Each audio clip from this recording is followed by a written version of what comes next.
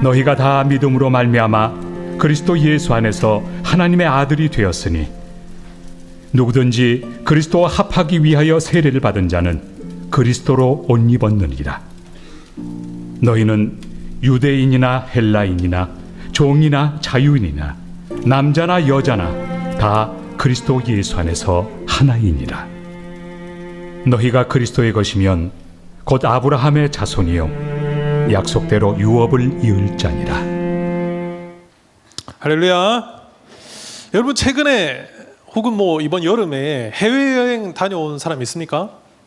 어디 갔어 친구? 일본. 또 안 갔어?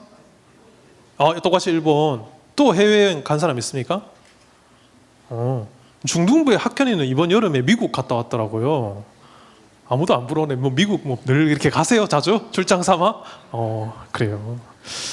PPT 보여주세요. 수능을 친 고3들은 이제 슬슬 친구들과 함께 혹은 가족끼리 해외여행을 준비할 수도 있는데요. 혹시 준비하고 있습니까? 해외여행? 좀 반응 좀 해주세요. 이제 졸업한다고. 그래요. 거기라도 끄덕여 주세요.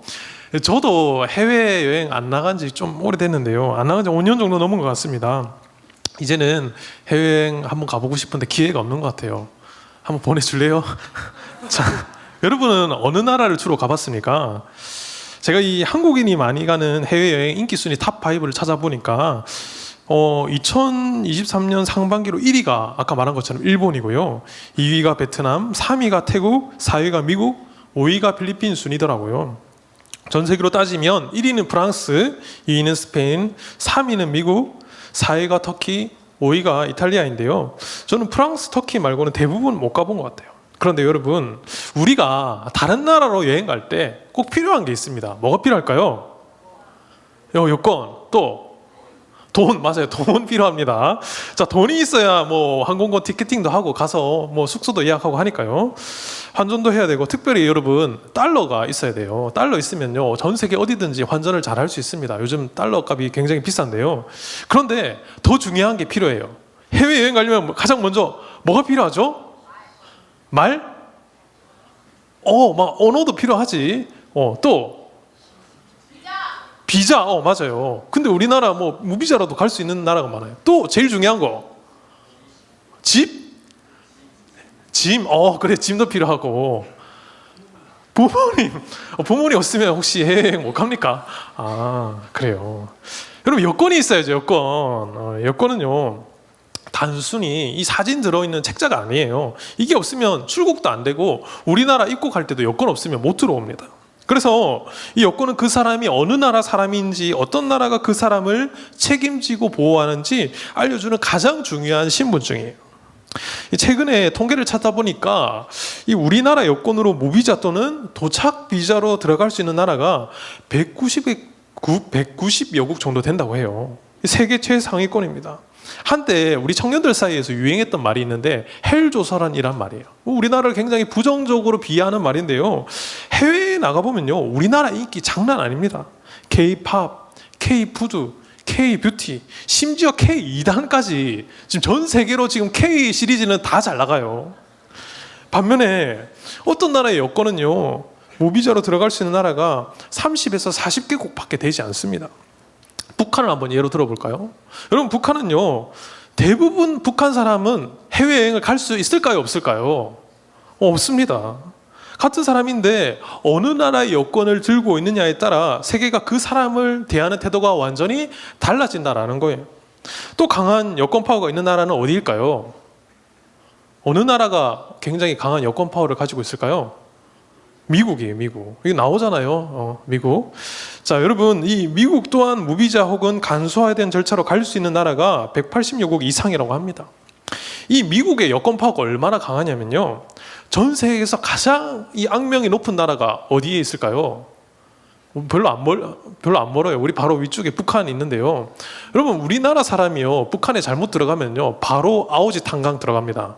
그런데요 미국 사람이 어떻게 북한 들어가지고 선교 활동을 해도요 미국 사람은 죽기 직전에는 내보내 줍니다. 죽으면 큰일 나거든요. 그만큼 이 미국 시민권과 미국 여권의 파워가 강하다라는 거예요. 여러분 여권이 이렇게 중요한 이유는 무엇일까요? 바로 여권이 우리의 신분을 보여주기 때문에 그렇습니다. 나는 이 나라에 속한 사람입니다. 이 나라는 나를 책임집니다. 라는 것을 국제사회에 공식적으로 증명해주는 표가 바로 여권이죠. 좀 더 여러분 옛날로 한번 가볼까요? 옛날에는요, 여러분, 이 신약 성경에 나오는 로마 시대에는 로마 시민권이라는 게 있었어요. 이 시민권은 지금의 여권보다 훨씬 더 강력했습니다. 로마 시민권자는요, 투표권도 있고 고위직에 오를 수도 있고 법정에서 특별 보호도 받고 함부로 고문을 당하거나 사형을 당하지 않았다고 해요. 당시 이것은요, 엄청난 특권이었습니다. 사도행전 22장에서 바울이 나는 로마 시민권자다라는 것을 말하자 로마 군인들이 깜짝 놀라면서 바로 바울에게 전혀 손도 대지 못하는 모습을 볼 수가 있는데요. 시민권 하나로 인생이 완전히 달라지던 시대가 로마 시대였습니다. 목사님이 왜 이렇게 설교 시작부터 여권과 시민권 이야기를 많이 하냐면요, 여러분이 신분이 가진 힘이 얼마나 대단한지를 한번 느껴보길 바랐기 때문입니다. 여러분, 여권은요, 여행할 때만 쓰이는 종이가 아닙니다. 내가 어떤 나라에 속했는지 보여주는 소속 증명서예요. 또한 이 로마 시민권은 한 사람의 법적, 사회적 위치 전체를 바꾸는 권리였습니다. 그런데 여러분, 저는 오늘 이 여권보다 더 강력한, 로마 시민권보다 더 강력한 것을 여러분에게 얘기하려고 합니다. 그게 뭘까요, 여러분? 여러분, 오늘 무슨 주일인지 아세요? 학습 세례 입교 주일입니다. 바로 세례 입교예요. 여러분, 세례는요, 하나님이 나에게 주시는 하늘 시민권을 말하는 거예요. 물론 여기서 오해하면 안 되는 것이 세례 안 받으면 구원 받을까요, 못 받을까요? 여러분, 자, 여기 학습 세례 입교 안 받은 사람 있잖아요. 학습 세례 입교 안 받는데 나 구원 받을까요, 못 받을까요? 좀 크게 얘기해 보세요. 맞아요. 여러분, 세례는요, 구원과 관련된 건 아닙니다. 그런데 정말 예수 그리스도를 믿는 사람은 꼭 받아야 되는 것이 바로 세례라는 거예요. 세례는요, 믿음을 통해 주신 구원의 은혜를 눈에 보이게 확인해 주는 시민권 도장이라는 것입니다. 그러니까 내가 여권이 없다고 해서 우리나라 사람이 아니라고는 할 수 없지만, 여권을 통해 다른 나라에 가서 나를 어떤 나라의 국민이라고 알려주는 것처럼 세례는 나를 하나님 나라의 시민입니다라고 선언하는 표라고 말씀하고 있어요. 하나님이 도장을 이렇게 딱 찍어 주신다라는 거예요. 이 사람은 내 자녀다, 내 나라에 속한 사람이다 라고 오늘 본문은 이 세례와 관련된 내용을 말씀하고 있는데요. 그래서 세례는 단순히 물 뿌리는 행사가 아니고 교회에서 꽃다발 받고 사진 찍는 날도 아니고, 세례는 하나님이 나에게 주시는 신분 선언이라는 것입니다. 그리고 여러분, 입교도 굉장히 중요한 의미를 가지고 있어요. 입교는 뭐냐? 내가 어릴 때 유아세례를 받았으면 이제 그 시민권을 부모님이 아닌 내가 책임지겠습니다라고 고백하는 것이 입교라는 거예요. 어릴 때 유아세례 받은 친구들은요, 부모님의 믿음으로 교회에 왔고 부모의 손에 이끌려서 신앙생활을 시작했어요. 하지만 입교는 이런 순간입니다. 이제는 내가 스스로 예배하겠습니다. 교회의 신앙을 내가 고백합니다. 나는 하나님의 자녀로서 책임감 있게 살아가겠습니다. 여권을 치면 이제는 더 이상 부모님이 들고 있던 그런 여권이 아니라 내 이름이 적힌 여권을 당당히 들고 공항 게이트를 통과하는 순간이라는 거예요. 아기들도 물론 여권은 있어야 되지만 이제는 더 이상 부모님이 내 신분을 보장하지 않아도 된다라는 것입니다. 웨스트민스터 신앙고백서 28장 1절을 보면요, 이렇게 한번 여러분이 같이 한번 읽어주세요. 시작.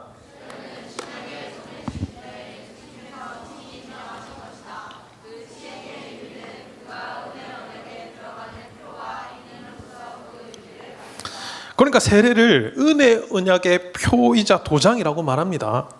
즉 하나님께서 우리에게 하신 약속의 표시라는 거예요. 또한 대유리 문답에서는 세례받은 성도가 어떻게 살아야 되는지 이렇게 말씀하고 있습니다. 이것도 한번 읽어주세요. 시작.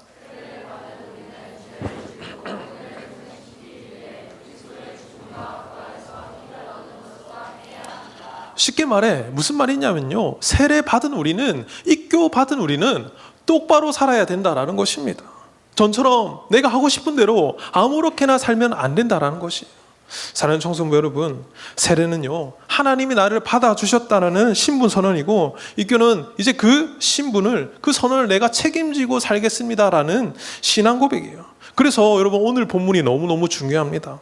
갈라디아서 3장 26절부터 29절 말씀은 세례와 입교의 의미를 아주 정확하게 알려줍니다. 새로운 신분, 새로운 소속, 새로운 가족, 새로운 정체성. 이 모든 것을 선명하게 보여주는 말씀이에요. 자, 이제 우리가 받은 새 신분과 우리가 속하게 된 새 가족의 의미가 무엇인지 오늘 본문을 통해 세 가지로 한번 은혜를 나누려고 하는데요. 새 신분, 새 삶, 새 가족 첫째 읽어주세요. 여러분, 아까 서론에서 여권 얘기를 했죠.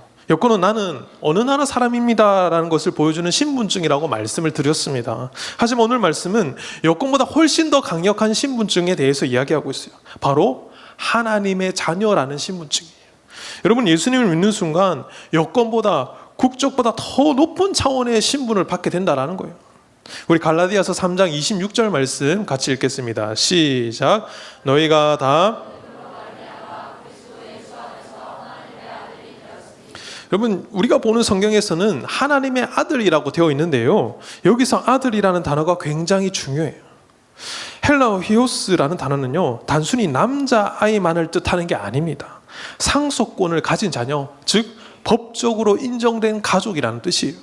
이게 무슨 말이냐 하면요, 여러분, 그냥 단순히 교회 다니는 사람이 아니라 하나님이 책임지시는 가족이라는 것입니다.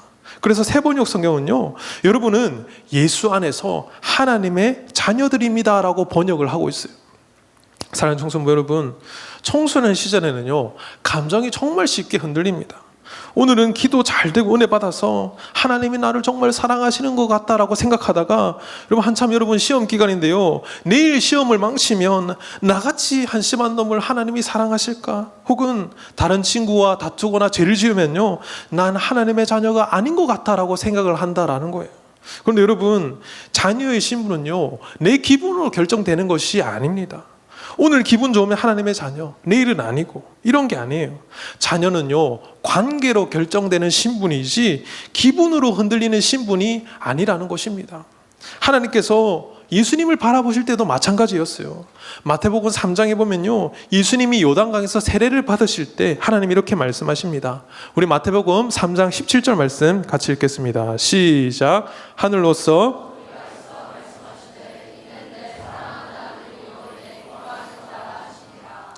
여러분, 여기서 놀라운 건요, 예수님이 이때는 아직 아무런 사역도 하지 않으셨을 때의 일이에요. 즉, 뭘 잘해서 사랑받은 것이 아니라 존재 자체가 사랑받은 것이에요. 여러분도 마찬가지입니다. 하나님의 자녀가 되는 순간에 여러분이 뭘 잘했기 때문이 아니라 하나님이 그저 사랑하셨기 때문인 줄로 믿습니다. 여러분이 부모님께 한번 혼이 났다고 생각을 한번 해볼까요? 물론 가끔씩 좀 세게 얘기하실 때가 있어요. 호적 너 파버린다? 혹시 이런 말 들어본 친구 있습니까? 부모님이 여러분 공부 좀 못했다고 호적 파버린다 이런 말 합니까? 그것도 여러분 저 때나 혹은 선생님 때의 얘기지, 요즘 이렇게 말씀하시는 부모님 없어요. 혹시 여러분 있습니까? 진심이 아니실 거예요. 여러분 상처받지 마세요. 그리고 내가 아침에 좀 늦잠 잤다고 해서 오늘부터 너 우리 자식 아님? 이러고 말씀하시는 분 없잖아요. 물론 가끔 농담으로 그렇게 말씀하실 때도 있어요. 그렇지만 진심은 아니죠. 그래서 신분은 관계에 기초하기 때문에 바뀌지 않습니다. 하나님도 똑같아요. 여러분이 넘어지고 실수하고 부족해 보여도 자녀의 신분은 취소되지 않는다라는 것입니다. 요한복음 1장 12절 말씀 같이 읽겠습니다. 시작. 영접하는 자 곧 그의 이름을 믿는 자들에게는 하나님의 자녀가 되는 권세를 주셨으니. 아멘. 이 권세는 내 성적이 좀 떨어진다고 사라지지 않습니다. 마음이 힘들다고 변화되지 않습니다. 죄를 지었다고 삭제되는 게 아니에요. 하나님의 자녀의 신분은 영원하다는 것입니다. 또한 여기서 하나님의 자녀가 되었다라는 것은 그분과의 관계뿐 아니라 내 지위 자체가 바뀌었다라는 뜻이에요.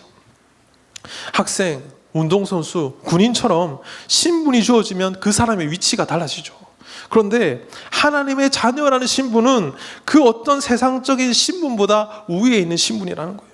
얼마나 높은지 볼까요? 여러분, 우리는 전능하신 하나님을 아버지라고 말할 수 있습니다. 그리고 나의 영원하신 기업에 참여하는 자로 삼으시고 하나님 나라의 가족으로 받아주시는 자리, 이게 바로 갈라디아서 3장 26절이 말씀하는 아들의 의미입니다.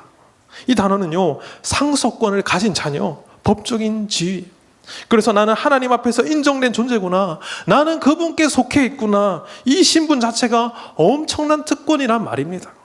아직 행동은 바뀌지 않아도 우리가 어떤 자리에 서 있든지 이미 바뀐 줄로 믿습니다.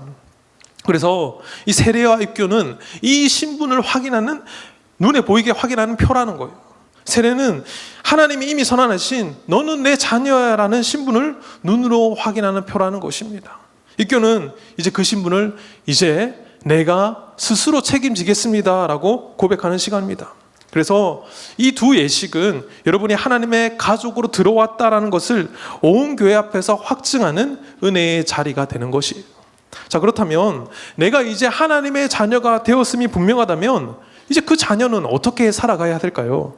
우리 두 번째 한번 읽겠습니다. 새 신분, 새 삶, 새 가족. 둘째, 갈라디아서 3장 27절 말씀 같이 읽겠습니다.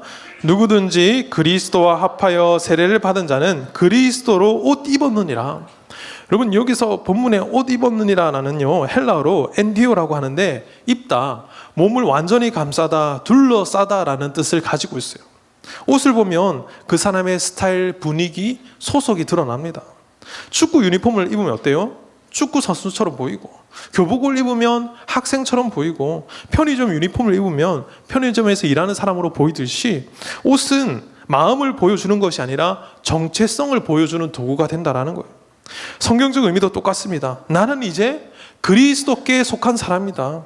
세례는 단순히 물을 뿌리는 의식이 아니라 옷을 갈아입는 사건, 즉 정체성의 변화가 외적으로 드러나는 사건이라는 것입니다. 그래서 그리스도로 옷 입는다라는 것은 그분과 연결되었다라는 뜻이에요. 여러분, 옷 입다라는 표현은요, 갈라디아서 말씀의 신학적인 핵심입니다. 바울은 지금 겉모습을 말하려고 하는 게 아니에요. 옷은 관계를, 연합을, 소속을 의미합니다. 마치 이런 말이에요. 이제 너는 예수님과 연결된 사람이다. 너의 정체성은 예수님 안에서 재정이 되었다. 너의 중심, 가치관, 생각은 이 뿌리에는 예수님이 계신다라는 거예요. 또한 여기서 중요한 점은 이 연합은 우리가 만들어낸 것이 아니라 하나님이 세례를 통해 우리에게 주신 선물이라는 것입니다. 우리 로마서 6장 4절 세 번역으로 한번 읽겠습니다. 시작. 그러므로 우리는 세례를 통하여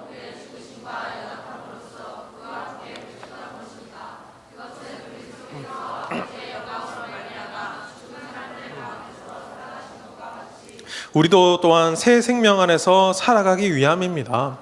쉽게 말해 세례를 통해 우리는 그리스도와 함께 죽고 함께 살아났다라는 것입니다. 그래서 이제는 예수님의 길이 나의 길이 된다라는 것이죠. 그런데 여러분, 하나님의 자녀가 되었다고 해서 우리가 하루아침에 달라집니까? 그렇지 않죠. 그런데 옷은 보입니다. 그리스도로 옷 입은 사람은 말투, 태도, 선택, 우선순위에서 조금씩 달라지는 향기가 난다라는 거예요. 이건 억지로 꾸미는 것이 아니라 정체성에서 나타나는 새로운 변화라는 것입니다. 예를 들면 여러분들에게도 이런 변화가 나타난다라는 거예요. 누군가를 미워해도요, 마음이 불편합니다. 그래서 오래 못 미워합니다. 내 마음의 양심 때문에 남의 것을 쉽게 훔치거나 그리고 거짓말하고 속이는 게 어려워져. 여러분이 자꾸 저한테 MBTI 완전 대문자 T라고 하는데요, 제가 거짓말을 못해서 그런 거예요. 사실을 얘기하면 상처받을까봐 인지 부조화가 와가지고 막 이렇게 공감을 못하는 것처럼 보이는데요, 여러분 이게 거듭난 사람의 표징입니다. 아미는 눈치인데요, 또 시험을 준비할 때도 결과보다 정직함이 마음에 걸려요. 그래서 컨닝을 못합니다. 그리고 가끔 친구를 대할 때도 거칠게 말하고 나서는 후회가 돼요. 내가 왜 그랬지? 조금 더 부드럽게 말할 수는 없었을까? 예배를 드릴 때도 하나님께 더 가까이 나아가고 싶은 마음이 생긴다라는 거예요. 이건 단순히 착하게 살아라의 문제가 아니라 옷이 바뀌었기 때문에 생겨나는 자연스러운 향기라는 것입니다. 그런데 중요한 것은 그리스도로 옷 입는 것이 내 힘이 아니라 은혜로 이루어진다라는 거예요. 우리 다시 3장 27절 말씀을 보시면요, 그리스도로 옷 입으라가 아니라 그리스도로 옷 입었다라고 말씀하고 있습니다. 명령이 아니라 해야 되는 것이 아니라 이미 나에게 주어진 상태라는 거예요. 그래서 이것은 성취해야 하는 게 아니라 하나님이 이루신 선물이 된다라는 것입니다. 요한복음 3장에서도 예수님이 이렇게 말씀하십니다. 제가 읽겠습니다. 육으로 난 것은 육이요 영으로 난 것은 영이니 내가 내게 거듭나야 하겠다 하는 말을 놀랍게 여기지 말라. 거듭남은 내 노력의 결과가 아니라 성령의 역사입니다. 그리스도로 옷 입은 사람도 마찬가지예요. 신분이 주었고 이 성령님께서 역사하시기 때문에 내 삶의 은혜 안에서 조금씩 새 옷의 모습을 갖춰가는 것입니다. 이것을 우리는 뭐라고 하냐면요, 성화라고 해요. 예수님을 닮아간다고 해서 성화라고 합니다. 사도행전 2장을 보면 세례받은 사람들이 보여준 가장 큰 두드러진 변화는요, 능력이 아니라 먼저 관계와 마음의 변화였어요. 여러분, 이 사도행전 2장을 눈으로 한번 보실까요? 세례받은 사람들은 서로를 돌보기 시작합니다. 함께 예배합니다. 기도하고 하나님을 찬양하며 공동체를 사랑하게 된다라는 거예요. 팀 켈러 목사님이 쓰신 당신을 위한 갈라디아서에 보면요, 그리스도로 옷 입은 우리를 이렇게 설명합니다. 첫째 한번 읽어주세요.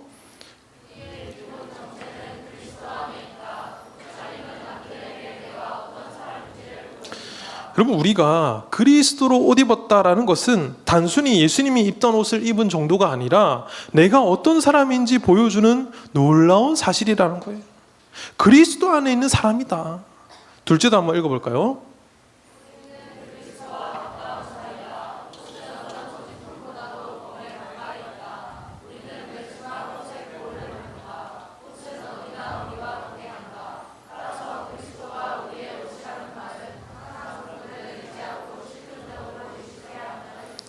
여러분, 우리 피부에 가장 가까이 있는 게 뭐예요? 옷이죠. 우리는 매 순간 옷의 보호를 받습니다. 겨울철 옷이 없으면 어때요? 굉장히 춥죠. 옷은 굉장히 중요합니다. 옷은 어딜 가나 우리를 따라다녀요. 샤워할 때만 빼고요. 그래서 그리스도가 우리의 옷이라는 말은 항상 그분을 의지하고 그분이 지금도 나와 가까이 계신다라는 것을 인지하는 코람데오 정신을 가져야 된다라는 거예요. 셋째도 한번 읽어볼까요?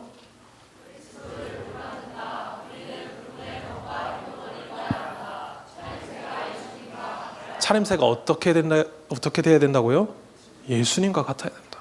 사랑하는 여러분, 이제 세례를 통해 혹은 이미 받았다면 그분의 옷을 입게 될 텐데요, 이제 내가 어떤 정체성을 가진 사람인지, 내가 예수님과 얼마나 가까운 사이인지, 그리스도를 본받기 위해 어떤 노력을 해야 되는지 그분의 행동을 입는 저와 여러분들 되시길 축복합니다. 오늘 뭐 분위기 너무 싸한데 자, 새 신분, 새삼, 새가족, 셋째 읽어주세요. 우리는 앞에서 새 신분, 하나님의 자녀된 삶, 새삼, 그리스도로 옷 입은 자에 대해서 나눴습니다. 바울은 이제 여기서 한 걸음 더 나아가서요, 이 변화가 결코 개인 한 사람에서 끝나지 않고 공동체 안에서 완성된다라고 말하고 있습니다. 다시 말해서 세례는 나 혼자 하나님 앞에서 하나님 저 구원받았습니다 라고 확인하는 개인 이벤트 정도가 아닌 그리스도 안에서 새롭게 태어나는 피조물이 공동체 안에 들어가게 되는 것을 말씀하고 있다는 거예요. 우리 28절 말씀도 같이 읽겠습니다. 시작. 너희는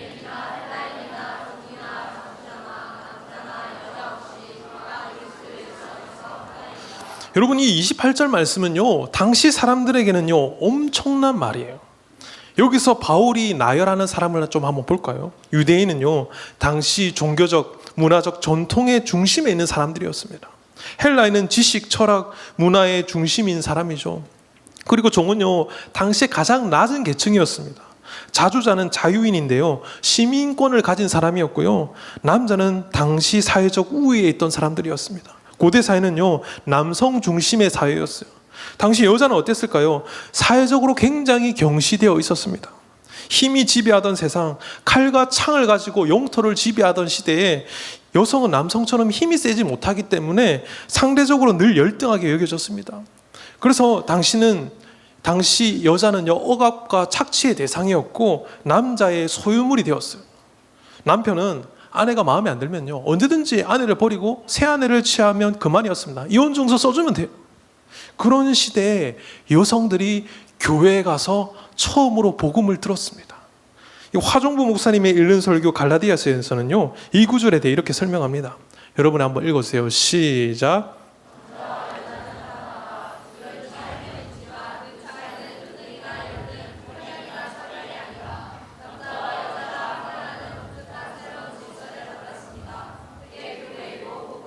그게 교회이고 복음이라는 거예요. 사랑하는 청소년부 여러분, 오늘 바울은 우리에게 이렇게 말씀하고 있습니다. 그리스도 예수 안에서는 이 모든 장벽이 의미가 없다라는 거예요. 우리가 세례를 통해 받은 새 신부는 개인 차원의 이제 좀 승진했네 정도가 아니라 새 가족에 편입되는 공동체적인 변화라는 것입니다.